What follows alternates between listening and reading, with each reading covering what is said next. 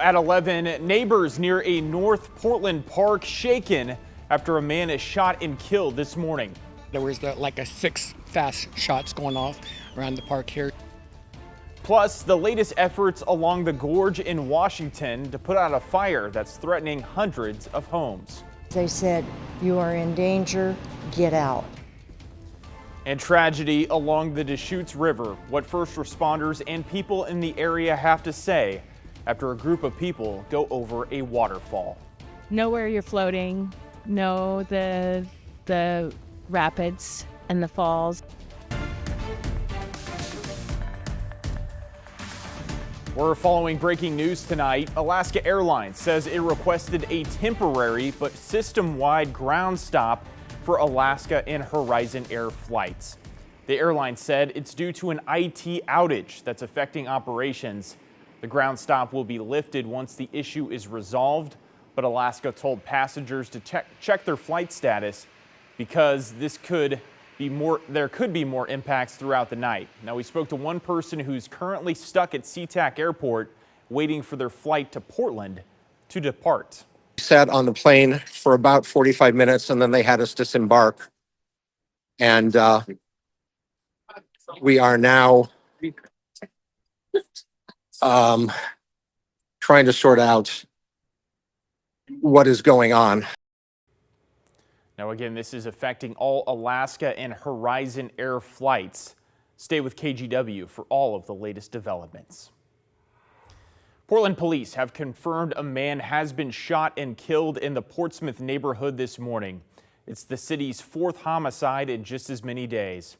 We spoke with a witness who says they provided CPR on the man, but were unable to save him. Gunshots ring out around 11 a.m. on the 9300 block of North Newman Avenue in North Portland's Portsmouth neighborhood. We heard the 6 gunshots go off this morning, and then I opened the door while I was on the phone with 911, heard someone screaming. KGW spoke with a woman who didn't want to be identified. She says she went to help after seeing what happened. She tells us the man who was shot was in a vehicle. I ran across, saw the gentleman who had been injured, took off my robe, gave it to them to help apply pressure. We did CPR to try to help the gentleman. The woman told us the man had who appeared to be a family member with him while she was giving him CPR. According to Portland police, an officer also tried to provide life-saving measures when police arrived, but the man died on scene. A man who lives nearby says he came outside after he heard 6 gunshots. We did hear the screaming, and I wasn't sure what that was, though. That's another thing that got me out to walk the dog to see what's going on. Both neighbors we spoke with say shootings have sadly become all too common in the Portsmouth neighborhood. Not the first time. It's pretty normal around here. So we hear about shootings about once a month. So many gunshots in the neighborhood that now we are trained to count how many gunshots there are, so that way when we call 911, we can give an accurate description to the 911 people. Police ask anyone with information about what may have happened to contact detectives with the Bureau. And developing tonight, Portland Fire and Rescue responded to at least 7 suspicious fires that were set in and around Irving Park early this morning. The damage ranging from tree stumps to a couple of garages. Celine Stevens spoke with a man whose trailer was burned right in front of his home in the middle of the night. Masking paper, so it's all gone. This is what's left of Gustavo Ramirez's trailer after waking up to someone knocking on his door, alerting him of the fire overnight. He came out, grabbed my hose, and tried to put it out. My neighbor helped. A nice ladder I lost, good one. I was gonna take it out today, but I just didn't have the chance. The front of his car and the tree in front of his home also getting singed.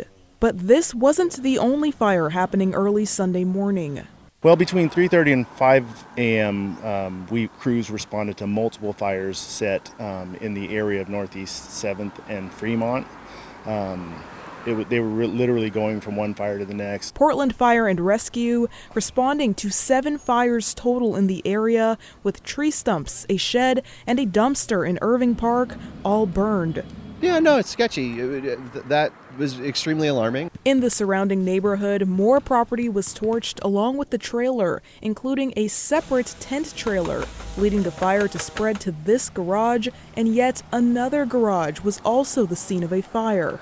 These intentionally set fires, they start small, but they get larger, and we need to make sure that we stop these at its infancy. People are in sleeping. They won't know that these things are happening until it's too late. Seeing things burned up in the neighborhood is pretty unsettling. As Portland fire crews continue their investigation, they're asking for help from the community. If you have video footage or still pictures from your house of anybody in that time frame, we'd appreciate it.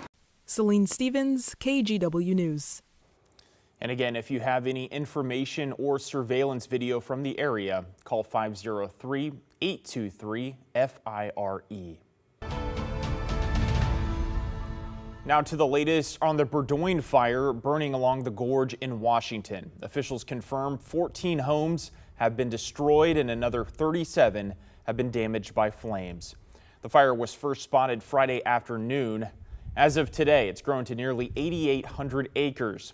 The fire is expected to move north and northeast, with about 250 structures currently being threatened. One firefighter has been taken to the hospital. Earlier today, we visited one of those Red Cross shelters available to evacuees. Evelyn Kochenauer told us where she lives jumped from level 1 to level 3 go now evacuations with almost no warning. We had no time. I had some stuff packed, but I would like to have had more, but when they said the danger, I thought, we need to go. The Klickitat County Sheriff's Office has expanded the evacuation map. The town of Lisle remains under level 3 go now orders. With that, the Sheriff's Office reminds people that if you live in that zone, get out and stay out until they say it's safe. Now to Central Oregon, where crews today have good news on the Cram fire. Over the weekend, they've increased containment to 73%. Firefighters credit cooler temperatures and calmer winds that allowed them to make significant progress in allowing some resources to return to their home districts. Plus, evacuation levels have been lowered in parts of Jefferson, Wasco, and Crook counties. The fire remains at about 95,000 acres in size. Well, so far this month, we haven't seen any measurable amount of rain, but we're already seeing changes out there tonight. Let's bring in meteorologist Joe Ranieri with what's in store over the next few hours, Joe. Well, those changes are these showers that are popping up behind me on the radar. Not so much, all over the place or, a steady stream of rain. It's kind of spotty here and there. I would have brought in our Chehalem tasting camera over in Sherwood, but it's dark, but you can kind of still make out the rain out there. This is all in part from this cold front. You walk out there, it's that petrichor that you're smelling. It's that, really good smell of just kind of outdoorsy kind of conditions that because of the lack of rain. Well, you walk out there and you can definitely get a whiff of it tonight. You're going to be seeing those showers kind of move through off and on the next several hours and into tomorrow morning. Some models are suggesting we'd be seeing close to 1/10 of an inch of rain, if not more, maybe up to 2/10 of an inch of rain. Now, as we look at the future cast, we'll put this into motion.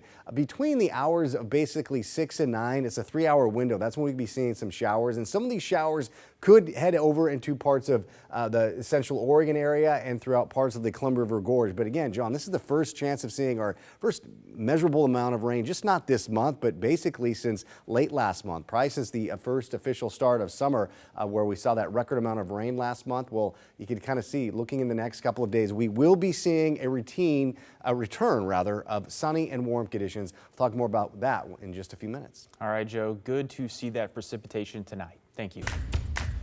Well, new here at 11, Oregon State Police are investigating a deadly crash that followed a high-speed chase involving the Columbia County Sheriff's Office. Around 2:30 this afternoon, the Sheriff's Office said deputies were chasing a suspect who had escaped officers in Washington. In the Deer Island area between Canaan Road and Deer Island Heights Road, the suspect's car left the roadway and went down an embankment. The suspect was pronounced dead at the scene. No one else was hurt. A search and rescue operation is ongoing in Deschutes County after a group of people went over a waterfall. The sheriff's office says just before 3 Saturday afternoon, 6 people went over Dillon Falls on the Deschutes River west of Bend. 3 have been rescued and taken to the hospital. 1 was found dead. 2 are missing. Officials say this is a popular floating area with signage warning people when to get out. But the risk is high for those unfamiliar with the area or not paying attention. The issue with that spot is just right around the bend from the Deus area is where the rapids begin.